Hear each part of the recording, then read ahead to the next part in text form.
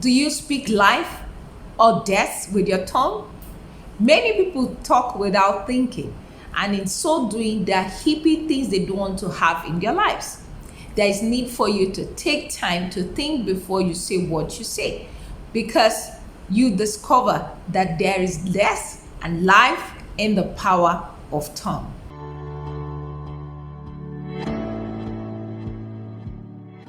You're welcome to Steps to God, a channel where you learn how to walk with God and enjoy success.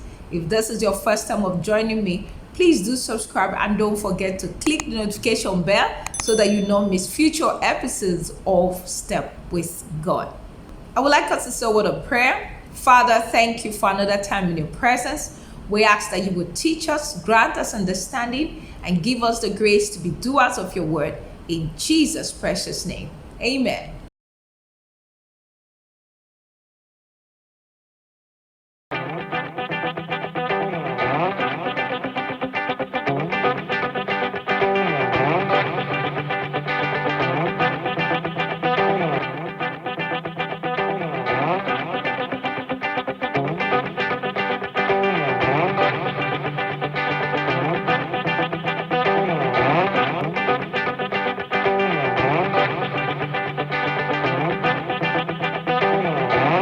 Life lies in the power of tongue. You need to consciously also speak life over your life. Not only to consciously not speak death, you need to consciously speak life over your life, your family, and all that concerns you. Continuously, consciously say what you want to see in your life. Speak success, speak breakthrough, health, victory. Take your time to seek out the word of God, the scriptures that speak life into you, and take them in and pronounce them over your lives. And if somebody says something contrary to what the word of God says over your life, don't wait to find out whether it will happen. Quickly counter it. You don't leave your life to chance or circumstances. Consciously decide what you want to see. Be proactive towards ensuring that what you see in your life, what happens around you, are actually the things that you want to see. So also ensure that you speak life again and again over your life and your family, and you will discover that you will actually have what you see.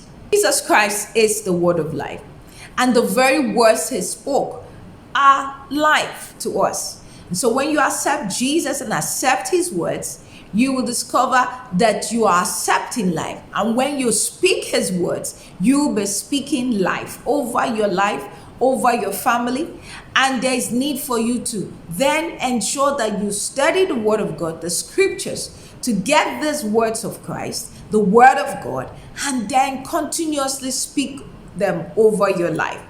The good news is that you don't have to go far to get the words of Christ. They are all written in the word of God, the Bible. And so decide to search the scriptures to know the words you have to speak per time. For every situation, God has a word for it. So there is need for you to ensure that you have the right words to speak per time. And as you keep speaking the word of God, you will discover that you will speak life all the time. For Jesus said he has come to give us life and to give it to us more abundantly. And just like I said, his words are life. So receive the word of God, speak it over your life, and you will enjoy life all around you. Now let's take some examples from the word of God. For example, one, the Israelites. The Israelites spoke negative words over their lives. They said to the hearing of God that they preferred to die in the wilderness than to go and fight and possess the land that God had promised to give them, because they saw the Anak. To them, they were giants, and they said they looked like grasshoppers before them.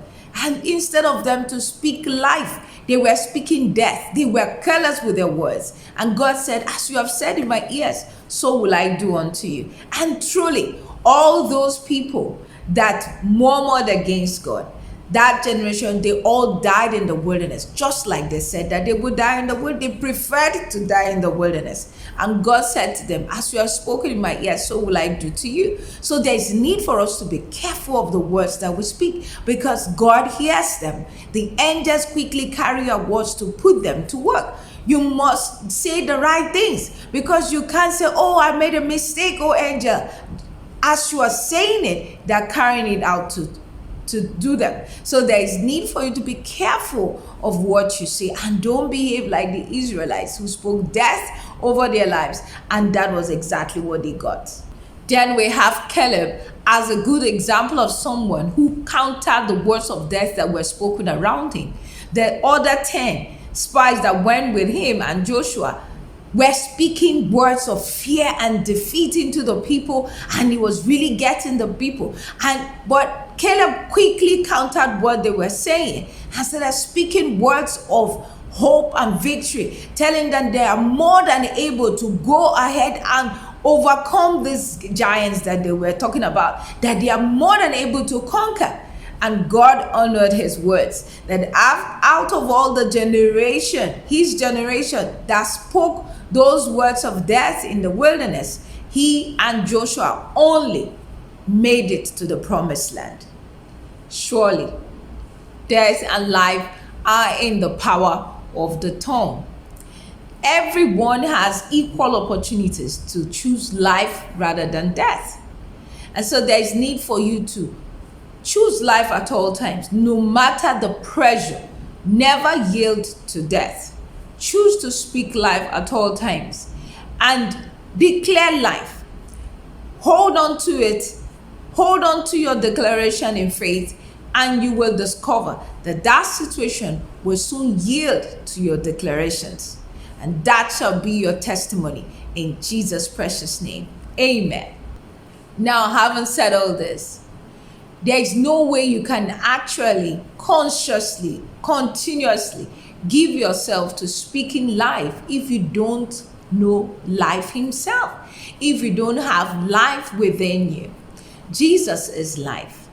The word of God says that he is the way, the truth, and the life.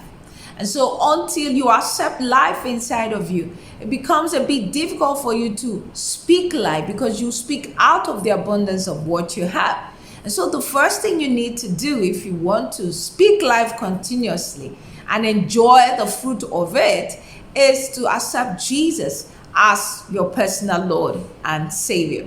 It's very easy to do. All you have to do is to ask Jesus to forgive you your sins, believe that he died for you, and that on the third day he rose again for your justification. Use your mouth to confess him as Lord, and you will be saved. And so with faith in your heart, I would like you to say this prayer with me. Lord Jesus, I come to you today. Forgive me all my sins. I accept you as my personal Lord and Savior. I believe you died and rose again. Give me the power to live for you. Thank you, Father, for saving me. In Jesus' name, amen. Congratulations. Please, if you said that prayer, join a believing church and continue your fellowship with God. I would like to hear from you. Please contact me through the addresses below, and I will get back to you. And also do check my website for the book that will help you as you grow, The Man Jesus. It tells you all you need to know about this Jesus you have made your Savior today. The link is also below, so please check it out, and your life will never be the same again. God bless you.